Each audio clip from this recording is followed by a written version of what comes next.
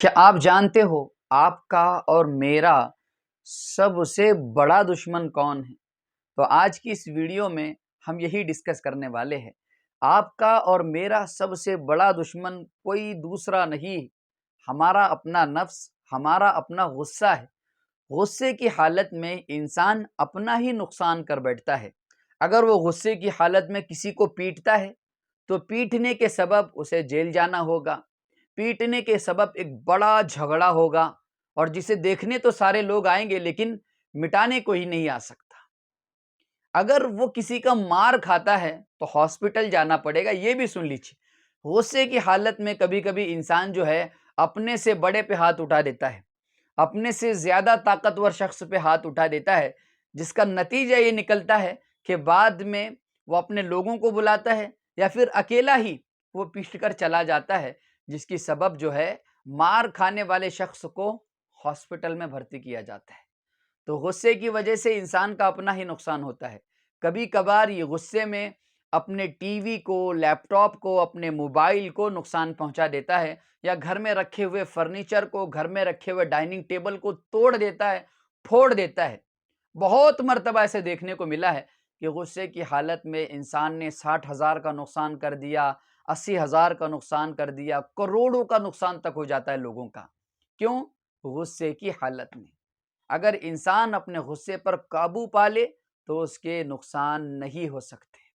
غصے کی حالت میں یہی انسان کبھی کبھار اپنے ماں باپ کو الٹا بول دیتا ہے، بد زبانی کرنے لگتا ہے، کبھی کبھار اپنے ماں باپ پر ہاتھ اٹھا دیتا ہے، اور کبھی کبھار اپنے بیوی کو طلاق تک دے دیتا ہے۔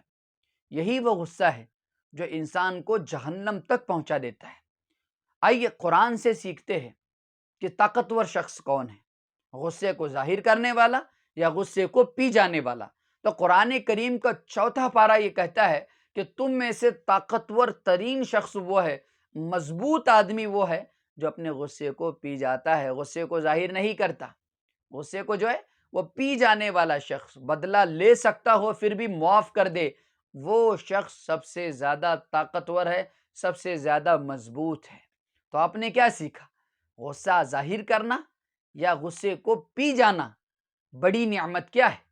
یاد رکھیے، ہم یہ سمجھتے ہیں کہ ہم اگر اپنے غصے کو ظاہر نہیں کریں گے تو یہ بعد میں دوسرے ایموشن کے ساتھ جو ہے وہ ظاہر ہو جائے گا، دوسرے لوگوں پر ظاہر ہو جائے گا۔ ایسا نہیں ہے۔ اگر آپ اس وقت اپنے غصے کو قابو کر سکتے ہو تو آپ بعد میں بھی اپنے غصے پر قابو کر سکتے ہو۔ ایک واقعہ بتا کر اپنی بات کو مکمل کرتا ہوں۔ ایک شخص کہنے لگا کہ میں اللہ والے سے ملاقات پہ چلا گیا، اور اس اللہ والے نے جو چیز مجھے بتائی میں زندگی بھر ان کا مشکور و ممنون رہوں گا۔ انہوں نے کیا بتایا؟ میں جیسے ہی اس اللہ والے کے پاس پہنچا، میں ان سے کہنے لگا کہ مولانا صاحب، حضرت جی، میرا ایک بڑا مسئلہ ہے، میں بہت جلد غصے میں آ جاتا ہوں، اور غصے کی حالت میں میں اپنا ہی نقصان کر بیٹھتا ہوں۔ کبھی بیوی کو پیٹ دیا، کبھی جو ہے باہر لڑائی جھگڑا ہو گیا، یا پھر کبھی گھر کے سامان کا نقصان کر دیا۔ مجھے بعد میں ریئلائز ہوتا ہے کہ یار یہ تو میں نے خود ہی کا نقصان کر لیا ہے۔ تو مجھے کوئی ایسا نسخہ یا کوئی ایسا عمل بتائیے جس کے ذریعے میرا غصہ جو ہے وہ جاتا رہے اور میں نقصان سے بھی بچا رہوں۔ تو اس اللہ والے نے یہ کہا کہ یاد رکھنا، جب کبھی آپ کا کسی سے جھگڑا ہو جائے، یا جب کبھی آپ کا غصہ جو ہے وہ 7ویں آسمان پہ پہنچ جائے، تو اس وقت خاموشی اختیار کر لینا، اس وقت خاموش ہو جانا، کوئی جواب نہیں دینا۔ آپ خاموش رہ کر اپنے دل کو، اپنے دماغ کو یہ بتا دیجئے کہ میں اس کو ضرور جواب دوں گا، لیکن آج نہیں، کل دوں گا۔ میں اس کو ضرور جواب دوں گا، لیکن وہ جواب آج نہیں دوں گا بلکہ کل دوں گا۔ تو بہرحال میں یہ بات سن کر وہاں سے لوٹا بڑی محبتوں کے ساتھ۔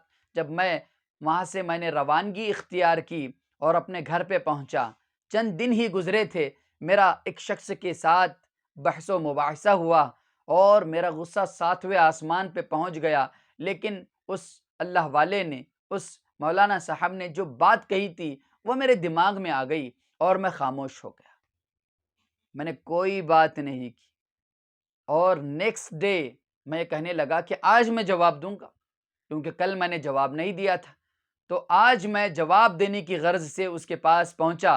جب میں نے راستہ طے کیا، میں پہنچنے والا تھا، ابھی پورا پہنچا نہیں تھا، میں پہنچنے والا تھا، تو میرے دل نے اور میرے دماغ نے یہ بات مجھ سے کہی، کیا یہ معاملہ اتنا اہم ہے کہ میں اس پر بات چیت کروں؟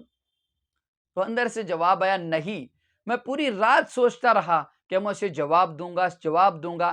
جیسے ہی میں نے راستہ طے کیا کہ میں جواب دینے جا رہا ہوں، تو جانے سے پہلے میرے دماغ نے، میرے دل نے مجھ سے کہا، کیا یہ معاملہ اتنا ضروری ہے کہ میں اسے جواب دوں؟ تو اندر سے آواز ہی، نہیں، یہ معاملہ اتنا ضروری نہیں، چھوڑ دے۔ تو میں نے اپنا راستہ بدلا، یو ٹرن لے کے میں واپس گھر آیا، میں نے اسے جواب نہیں دیا۔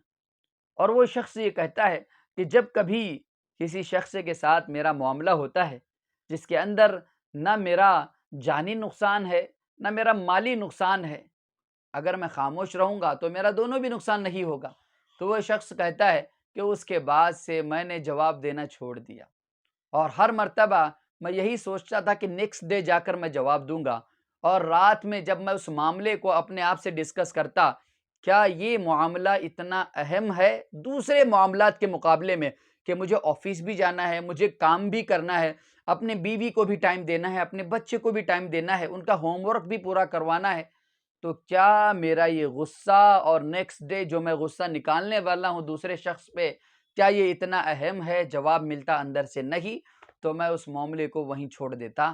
اور آج ماشاءاللہ سے کئی سال ہو چکے ہیں، میں نے میرے غصے کی وجہ سے میرا کوئی نقصان نہیں کیا، میں نے کوئی توڑ پھوڑ نہیں کی، ماشاءاللہ سے اب میں پوری طرح سے اپنے غصے پر قابو پا چکا ہوں۔ آپ نے اس واقعے سے کیا سیکھا؟ کمنٹ باکس میں ضرور بتائیے، اور اس واقعے کو دوسرے تک ضرور شیئر کیجیے۔